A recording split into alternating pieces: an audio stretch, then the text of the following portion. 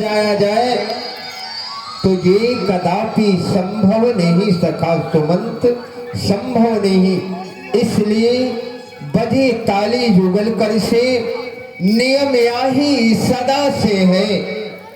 और अगर ये प्रजा राजा से है तो ये राजा भी प्रजा से है। क्यों नहीं नाथ? क्योंकि राजा ऐसा नहीं होना चाहिए कि बैठकर राज सिंहासन को अपनी आन समझा हो।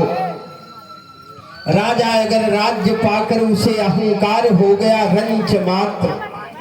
संत कहते हैं, शास्त्र कहते हैं कि ज्ञान क्या है? संपूर्ण ज्ञान वह है ज्ञान मान जह एक नाही। संपूर्ण ज्ञान वह है सुमंत जहाँ रंच मात्र मान ना हो, अहंकार ना हो।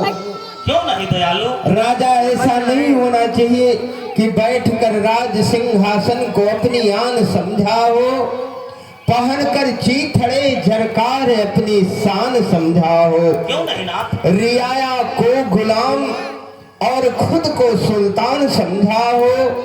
गरीबों के कमाई को ऐश का सामान समझाओ। क्यों नहीं नाथ? अगर ऐसा राजा है जिस राजा को है नहीं ऊंच नीच का ज्ञान, आर्य सुमंत, कहे नाथ। जिस राजा के पास बड़े और छोटे का अंतर नहीं जानता, जो ज्ञान नहीं रखता,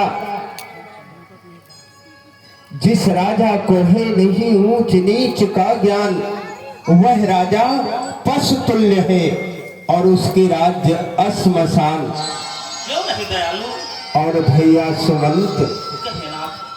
राजा तो ऐसा होना चाहिए कि पराए सुख में सोता हो, पराए दुख में मरता हो और सुलाकर चैन से सबको फिर आराम करता हो। क्यों नहीं दयालु? राजा तो ऐसा होना चाहिए कि रजनी में राजधानी देखे, दिन में सच्चा नायेश्वर हो